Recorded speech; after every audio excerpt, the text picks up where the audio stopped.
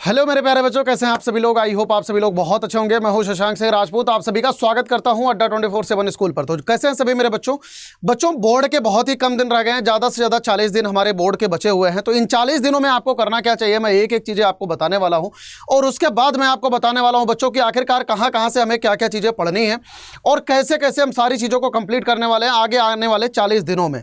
तो जितने भी बच्चे आप सभी लोग देख रहे हैं, सेशन को एक बार अपने दोस्तों में शेयर कर दो और एक बार वीडियो को लाइक जरूर कर देना, ठीक है, क्योंकि बहुत ही इंपॉर्टेंट सेशन करने वाले हैं। तो यार यहां पर जल्दी से आ जाओ, आगे आने वाले 40 दिनों का ब्लूप्रिंट मैं यहां पे आपको समझाने वाला हूं कि आखिरकार आपको कैसे कैसे क्या क्या करना है। तो यार उसके लिए आपको क्या करना है बच्चों कि आपको सबसे पहला काम सिलेबस का एनालिसिस करना है, क्योंकि मोस्ट ऑफ द बच्चों को सिलेबस का आइडिया नहीं होता। आपको करना क्या है कि सर डिलीटेड सिलेबस को जरूर देखो। मैंने इसी चैनल पर डिलीटेड सिलेबस और सिलेबस का बहुत अच्छी तरीके से मैंने बता रखा है, बहुत ही कंसाइज तरीके से वो वीडियोज हैं, आप सभी लोग चेकआउट कर सकते हो। पढ़ने के पहले सिलेबस और डिलीटेड सिलेबस आपके माइंड में होना बहुत जरूरी है। उसके बाद जब ये दो चीजें मालूम हो जाए, उसके बाद आप एक प्रॉपर प्लान बनाओ आगे आने वाले 40 दिनों के लिए कि आगे आने वाले 40 दिनों में आपको कैसे कैसे क्या क्या चीजें पढ़ाई करनी है। बहुत जबरदस्त तरीके से प्लान बनाओ। अब यहां पर वन बाय वन मैं आपको एक एक चीजें समझाता हूं कि आखिरकार आपको करना क्या क्या चाहिए। सबसे पहला काम आपको करना चाहिए बच्चों एनसीईआरटी रिवीजन, क्योंकि एनसीईआरटी हमारे बोर्ड के लिए हमारी माई बाप है।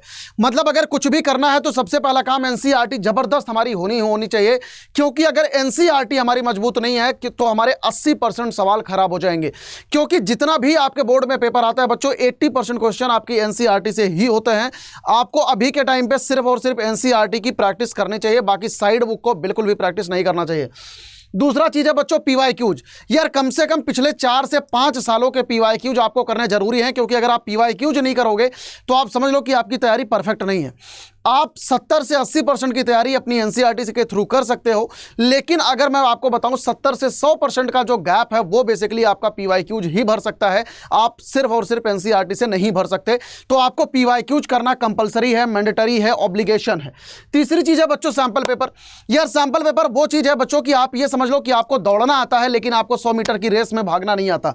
मतलब कहने का यह है कि आपको पूरी मैथ आती है, लेकिन आपको 3 घंटे लगातार मैथ को स्ट्रक्चर्ड तरीके से लिखना नहीं आता, आपको स्ट्रक्चर तरीके से करना नहीं आता, आपको पेपर का पैटर्न नहीं समझ में आता, तो आपको पेपर में जाने के बाद पेपर को समझना पड़ेगा। इससे बेहतर है कि आप सबसे पहले सैंपल पेपर कम से कम 10 सैंपल पेपर जरूर करके जाओ। यार 2-3 सैंपल पेपर मैंने भी करा रखे हैं, आपको चैनल पर मिल जाएगा। Answer writing practice and mock test बहुत इंपॉर्टेंट है। आप एक चीज सोचो कि एग्जामिनर की आंखों के आगे आपकी सिर्फ और सिर्फ कॉपी जाएगी, मतलब आपकी कॉपी ही आपकी पहचान है। वहां पर आपका कोई चेहरा नहीं जाने वाला, आपकी कॉपी जाने वाली है। तो आपकी कॉपी ही बताएगी कि आपके पास कितनी जानकारी है। अब आप ये सोचो कि आपको अपनी कॉपी में ऐसे लिखना है जैसे कि आप किसी भी एक बच्चे को समझा रहे हो। मतलब आपकी कॉपी में एक एक स्टेप इतनी सुंदर तरीके से लिखे होने चाहिए कि आपका एग्जामिनर आप पर फिदा होकर नंबर दे दे कि भाई कहां से एक नंबर काटेंगे, लाओ दे देते हैं 5 में 5 नंबर। तो यार आपकी कॉपी इस तरीके से सजी होनी चाहिए, एकदम दुल्हन की तरह सजी होनी चाहिए, जिसको बार बार देखने का मन करे। ये नहीं कि बस एक बार देख लिया तो दोबारा देखने का भी मन नहीं करे। 5 नंबर में से 1 नंबर एग्जामिनर देके जा रहा है। तो answer writing skill is the most important thing.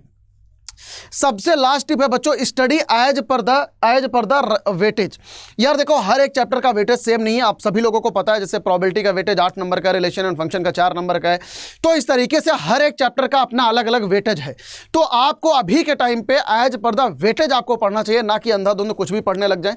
तो ये सारी की सारी 5 टिप्स को आप सभी लोग फॉलो करो और आगे आने वाले जो भी हमारे 40 दिन बचे हुए हैं इन पर जबरदस्त तरीके से प्रहार करो। टाइम बिल्कुल नहीं बचा है, बस सिर्फ 40 दिन बचे और यही 40 दिन बच्चों आपकी जिंदगी को बना देने वाले हैं। अब मैं यहां पर आपको बताता हूं कि आखिरकार आपको करना कहां से, एक एक चीजों को मैं आपको समझाता हूं। सबसे पहला है एनसीईआरटी रिवीजन। बच्चों आज से रात के 9 बजे मैं आपको अड्डा 24/7 स्कूल पर एनसीईआरटी का कंप्लीट सॉल्यूशन लेकर आ रहा हूं। तो जितने भी बच्चे आप सभी लोग देख रहे हैं, आज रात के 9 बजे सभी मेरे बच्चे जरूर जुड़ना शुरू कर देना, क्योंकि रात के 9 बजे से हम लोग करेंगे एनसीईआरटी सॉल्यूशन। यार एक एक सेशन में 4 चैप्टर आपको खत्म कराने वाला हूं। मतलब एक पहले वाले में चैप्टर 1 से लेकर चैप्टर 4 तक के सारे सवाल यहां पर निपटा देंगे। जितने भी अच्छे सवाल हैं मैं उनकी बात कर रहा हूं, सारी एनसीईआरटी नहीं करेंगे, छांट के जितने भी अच्छे सवाल हैं सिर्फ और सिर्फ उनको सॉल्व करेंगे जबरदस्त तरीके से, जिनकी एग्जाम में आने की संभावना है। फालतू के सवालों को अभी के टाइम पे करने का बिल्कुल भी कोई मतलब नहीं है। तो यार इसके बाद हम करेंगे पीवाईक्यूज की सीरीज सेम इसी तरीके से। इस बार सैटरडे को आपको आने वाला है सैंपल पेपर। और बच्चों इसके अलावा कई सारे सैंपल पेपर मैं आपको करवा भी चुका हूं, तो आप इस चैनल पर चेकआउट भी कर सकते हो। जैसे आप वीडियोज के सेक्शन में जाओगे तो आपको यहां पर मैथमेटिक्स का सैंपल पेपर आपको मिल जाएगा, तो आप सैंपल पेपर भी यहां से करो। और रात के 9 बजे हमारे साथ में जुड़ना बिल्कुल भी मत भूलिए। जितने भी बच्चे आप सभी लोग देख रहे हैं, पूरी की पूरी मैथ की तैयारी 100% तैयारी मैं आपको कराने वाला हूं रात के 9 बजे।